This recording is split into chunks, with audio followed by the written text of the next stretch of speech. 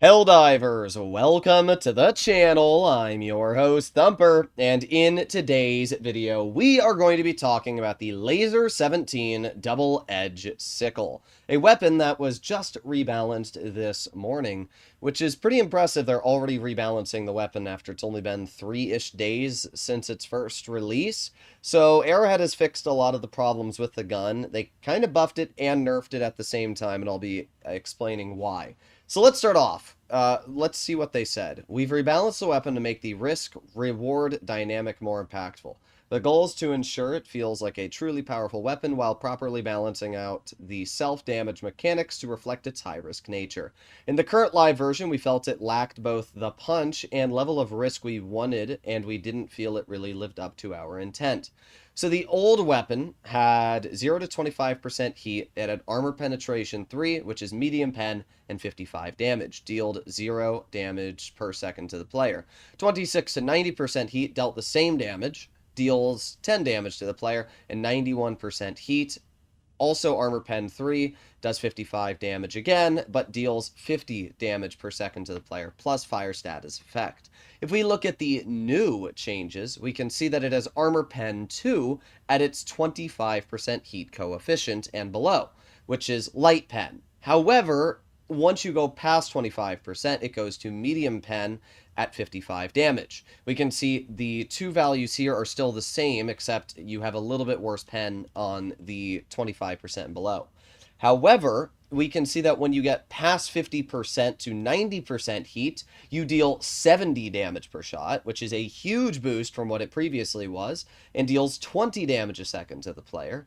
And when you go to 91% and above heat, it does Armor Pen 4. That is heavy pen. You can literally cut through a Hulk frontally when this weapon gets heated up to 91% and above. Deals 50 damage a second to the player, plus Fire Status Effect. Its starting magazine is increased to 2, and it has 3 spare magazines instead of 1. Instead of 2. So that's actually some pretty big changes there. Now, obviously, we also have changes for the ultimatum, but really not that many big changes. It is no longer influenced by Hellpod optimization or the Siege Ready armor passive. That's it. So apart from that, not too much, and really the major changes are from the Double-Edge Sickle. So in today's video, we're going to do a bot mission, and I'm going to showcase the new Double-Edge Sickle's capabilities. So let's drop right on in. Mention that I'm running the Vitality Booster. The reason why is because if you previously ran the Vitality Booster paired with resistance to fire damage, being either the Salamander or one of the medium armors like the Draconaut. First of all, I should mention that I'm running the Vitality Booster, and I'm pairing that with fire-resistant armor. The armor I'm running currently is the Salamander. It gives you 75% resistance to fire damage. I should also mention that the Vitality Booster reduces the amount of damage you receive. So when you run both of these things combined, it means that you have a very, very little amount of damage you take when firing your gun. But you will still take damage, and that is something that you should keep in mind. You will take damage now when firing the Double-Edge Sickle, and I'm going to show that. If we go a little bit away over here, I'm going to just shoot the gun a bit, and you'll notice once we get past the 25% range and we start to get towards that 50%, we can see it's fine, but look, once we reach 50%, you will take a little bit of damage. Now, if you are running the Vitality Booster and Fire Resist armor, you're really never going to worry, but it is something that should be mentioned. You will take damage. Now, we can see this increased damage output that this weapon does now have, as it absolutely melts through enemies. If you're running heavy armor like I am, and you're able to just shoot and shoot and shoot, you will kill these bots incredibly fast, which we can see here. It does a lot of damage. But not only this, but we can kill Hulks now. Yes, that is actually correct, what you heard. We can actually kill Hulks. So we are going to hop on top of this little factory here, and we are going to just shoot my gun until it gets to a decent level of heat. And the reason why, well, actually, that works too, but the reason why is I just want to show this gun destroying a Hulk. So we can actually see there's a Hulk in front of me here. I'm just going to keep shooting until we get to about 90%. So we can see this Hulk, and you're going to see, look at that, we killed the Hulk just like that. So I've stimmed, and now I'm aiming on this Hulk here. Keep shooting, dead. Look at how quick this gun kills Hulks once you get to that max heat level. That is crazy. So what this means is now the double-edged sickle is actually more dangerous. Now, I don't think it can shoot as long as it previously could. Now, one thing I'm not sure of is if the gun can shoot the same amount of time. It kind of felt like you couldn't shoot as long. Previously, if you were running the fire resistance armor and everything else, you could run for about 18 seconds before you reached maximum heat level. So we're going to test that now. I am shooting, and I have a stopwatch on my phone going, as we can see. So I'm going to see what level the stopwatch to my phone gets to before we achieve max level of heat and start taking damage. We're at 10 seconds right now, still going, and so it's about 14 seconds that you can shoot this weapon before you will start to take damage from overheating. It is a longer amount of time than I would have expected. Now, the question that I wonder is if you now take longer to heat up on a colder planet. Previously, it did not matter what planet you were on. The amount of time it took to cool down did affect your double-edged sickle, but the heating up time was not affected by the warmth of the planet you are on.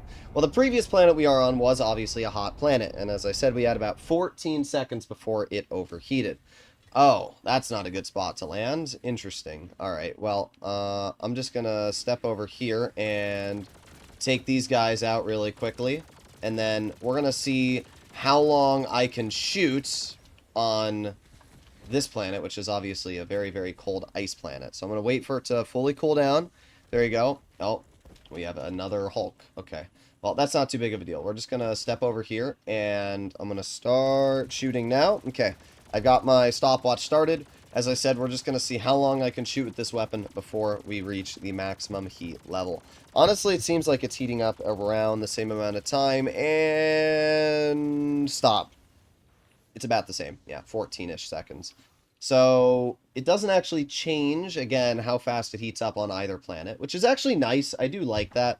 I mean, I wouldn't mind if it lasted longer on a cold planet, but 14 seconds is still a very long amount of time, especially because you're still taking very little damage while this is going on. As long as you have one stim and you're running something like heavy fire resistance armor, you're going to be fine, especially because you're dealing more damage now. So it shoots a little bit less. I think previously it was around 16 to 18 seconds. Now it's 14. But because you deal more damage, it's also technically better because you get to that higher level of heat faster, allowing you to deal more damage quicker. So, yeah, you can let me know your personal feelings, comments, and opinions down below about this weapon. We can see here the secondary we have, the GP31 Ultimatum, and how it only has one round in it.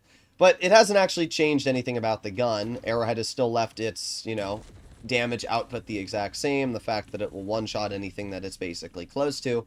And I'm fine with that. At the end of the day, and as I always say, if you think a weapon's too overpowered, just don't use it. That's what I've always found interesting. Like, obviously, if there's something that's completely OP, then balance it out. Which I think they've done a good job of with the double-edged sickle, because in its previous state, I think it was kind of OP. But now with the way that Arrowhead's actually balanced it, I think it's in a pretty good state. But the GP31, I think that the way it is currently is fine, and I'm not going to complain at all if Arrowhead leaves it the way it is. I think that it's fun to have items which can allow us to achieve completion easier. And if you don't want to deal with the fact that the GP31 can complete missions so easily, then just don't run one. Find a squad of people that also don't run them, and congrats, now you have no problems. So you can let me know your personal feelings and opinions in the comments. I still think this is one of the best primaries in the game. I'm actually going to record a video later today on this primary completing an entire Illuminate mission solo. So if you'd like to see that, please consider smashing that subscribe button. And yeah, I'll see you in the next one. Bye-bye.